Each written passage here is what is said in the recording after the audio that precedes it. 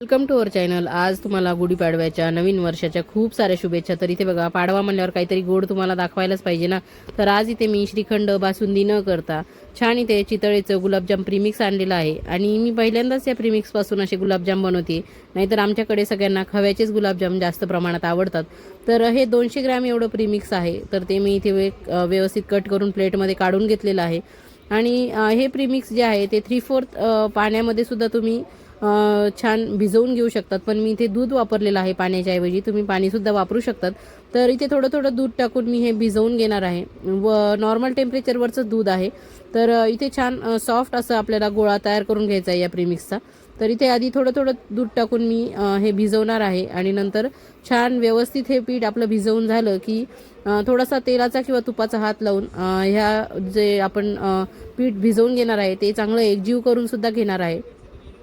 तर तुम्ही आज गुढीपाडव्याच्या निमित्ताने कोणता गोड पदार्थ बनवलेला आहे ते देखील तुम्ही मला कमेंट करून सांगू शकतात। तर इथे आज मला श्रीखंड बासुंदी बनवायची नव्हतीच, तर म्हणलं चला आज बरेच दिवस झाले गुलाबजाम बनवले पण नव्हते, म्हणून मग मी इथे गुलाबजाम बनवण्यासाठी घेतलेले आहेत। तर दूध आपलं टाकून झालेलं आहे, पण तरी हा गोळा थोडासा मला कोरडाच वाटतोय। तर मी दुधाच्याच भांड्यामध्ये थोडंसं पाणी टाकून घेतलेलं आहे आणि त्या पाण्यामध्ये हे प्रीमिक्स पुन्हा एकदा चांगलं थोडंसं सॉफ्ट करून घेणार आहे। तर माझ्या पद्धतीने जर तुम्हाला गुलाबजाम प्रीमिक्सचे गुलाबजाम बनवायचे असतील तर व्हिडिओ शेवटपर्यंत बघा, कुठे स्किप करू नका। आणि आवडल्यास चॅनलला सबस्क्राईब करा, व्हिडिओला एक लाईक नक्की करा आणि इतरांना शेअर देखील करा।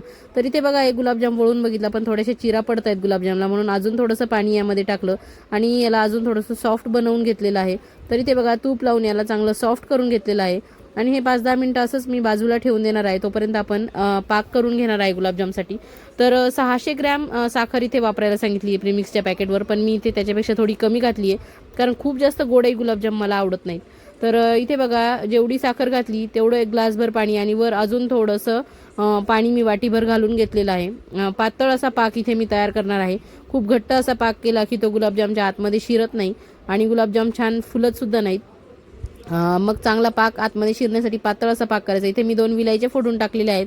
तुम्ही यामध्ये केसरच्या काड्यासुद्धा टाकू शकतात किंवा थोडासा फूड कलरसुद्धा तुम्हाला पाकामध्ये टाकायचा असेल तर तो सुद्धा तुम्ही इथे ॲड करू शकतात। तर व्यवस्थित ही साखर यामध्ये विरघळून घ्यायची आपल्याला। खूप घट्ट असा खूप जास्त वेळ आपल्याला हा पाक काही बनवायचा नाही आहे आणि साखर आपली विरघळती आहे तोपर्यंत मी इथे गुलाबजाम वळून घेणार आहे। तर अशा पद्धतीने गोल आकाराचे गुलाबजामसुद्धा तुम्ही इथे बनवून घेऊ शकतात। जास्त लहान नाही आणि जास्त मोठे नाही, अशा प्रमाणात 30 ते 40 गुलाबजाम याचे तयार होतात। आणि असे अंडाकृती जे आहेत किंवा ओव्हल शेपमध्ये जे आहेत तसे गुलाबजामसुद्धा तुम्ही लांबट आकाराचे बनवून घेऊ शकतात। तर तुम्हाला जो शेप आवडतो त्या शेपमध्ये तुम्ही हे गुलाबजाम बनवून घेऊ शकतात। तर मी नेहमीच गोल बनवते, तर म्हणलं चला आज प्रीमिक्सपासून असे लांब लांब आकाराचे गुलाबजाम बनवून घेऊया। तर इथे मी एक वळून घेतलेला आहे आणि आता हा दुसरा वळायला घेतलेला आहे। तर तुम्ही सुद्धा कधी असे प्रीमिक्सचे गुलाबजाम बनवलेले आहे का, किंवा कधी तुम्ही घरी असं गुलाबजामचं प्रीमिक्स स्वतः घरी कधी बनवून पाहिलेलं आहे का? तर मी तर हे पहिल्यांदाच बनवती आहे प्रीमिक्सचे गुलाबजाम, नाहीतर सहसा आमच्याकडे खवा आणून त्याचेच गुलाबजाम बनवलेले जातात। तर अशा पद्धतीने बघा, इथे मी असे गुलाबजाम वळून घेणार आहे। तर इकडे तोपर्यंत पाकाकडे आपण बघणार आहे। तर पाक छान साखर विरघळून 1-2 उकळे आलेले आहेत। तर आता हा गॅस मी बंद करणार आहे आणि तोपर्यंत इथे बघा गुलाबजाम आपले तयार करून झाले। तर इथे माझे 30 गुलाबजाम झालेले आहेत आणि तेल इथे तापत ठेवलेलं होतं मी, तुम्ही तुपात किंवा तेलात कशातही तळू शकतात। तर व्यवस्थित खूप जास्त कडक आपल्याला तेल करायचं नाही आहे गुलाबजामला, मध्यम स्वरूपाचं तेल तापलेलं पाहिजे आणि मीडियम फ्लेमवरच आपल्याला हे गुलाबजाम तळायचे आहेत। तर अगदी हलक्या हाताने तळायचे आहेत। तर पहिल्यांदा मला थोडंसं हे काढायला जरा उशीर झाला म्हणून थोडेसे खाली काळसर झालेले आहेत, पण नंतर तळल्यानंतर व्यवस्थित याचा रंग झालेला आहे। तर अशा पद्धतीने बघा, मस्त हे सुटतात देखील छान आणि मीडियम फ्लेमवरच आपल्याला हे तळून घ्यायचे आहेत आणि छान मस्त त्याचा रंग बदलेपर्यंत तुम्ही हे तळून घ्यायचे आहेत। आतून कच्चे राहता कामा नयेत, मीडियम फ्लेमवर तळायचे आहेत। गुलाबजाम तळताना बिलकुलही घाई करायची नाही। तर ज्यांना काला जामून आवडतो त्यांनी थोडे जास्त प्रमाणात तळा, म्हणजे हे छान काळ्या रंगाचे दिसतील तुम्हाला। तर अशा पद्धतीने बघा, मस्त मी याला अलटपलट करून छान रंगावरती तळून घेतलेत आणि इथे आता बघा आपला मस्त एकदम रिअल गुलाबजामचा रंग आलेला आहे। तर इथे बघू शकतात किती सुंदर रंग आलेला आहे। तर अशा पद्धतीने आता आपण हे काढून घेणार आहे। तर इथे एका प्लेटमध्ये मी हे गुलाबजाम काढून घेणार आहे।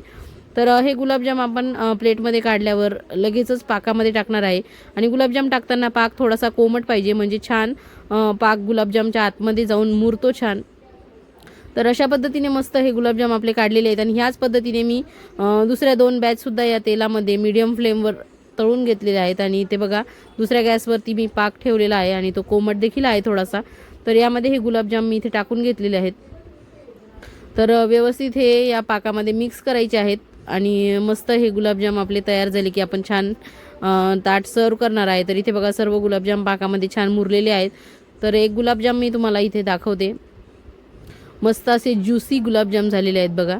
आणि एक तो हाच तुम्हाला तोडून देखील दाखवते. तर आतपर्यंत मस्त आपला पाक गेलेला आहे आणि मऊ लुसलुशीत असे गुलाबजाम झालेले आहेत. बिलकुलही कुठे कच्चे राहिलेले नाही आहेत. तर इथे आपण ताट वाढायला घेणार आहोत आता. तर इथे सुरुवातीला मी लिंबू वाढून घेतले, नंतर कोशिंबीर वाढून घेतलेली आहे आणि आज इथे एकदम छान भरल्या वांग्याची भाजी मी बनवलेली आहे. तर इथे भाजी सुद्धा ताटामध्ये वाढून घेणार आहे आणि नंतर वाटीमध्ये इथे मी मस्त आपले तयार केलेले गुलाबजाम सर्व करणार आहे. त्यानंतर इथे मी पालकचे भजे वाढून घेणार आहे. एक कुरडईसुद्धा इथे नैवेद्याच्या ताटावर वाढून घेणार आहे आणि अजून थोडेसे भजे यावरती मी ताटावर वाढून घेणार आहे. आणि आज मी इथे पुऱ्या केलेल्या नाही आहेत, साध्या सिंपल अशा पोळ्या केलेल्या आहेत. तर पोळीसुद्धा मी ताटावर वाढून घेणार आहे. नंतर इथे भाताची मूद करून घेतलेली आहे, त्यावरती साधं वरणसुद्धा वाढून घेतलेलं आहे. आणि साजूक तूप मी भातावर वाढलं पण ते दाखवायचं राहून गेलं, त्यामुळे तुम्हाला वाटेल की भातावरती तूप वाढलं नाही की काय म्हणून. तर इथे आपलं ताट रेडी झालेलं आहे. नक्की ट्राय करून बघा. थँक्यू.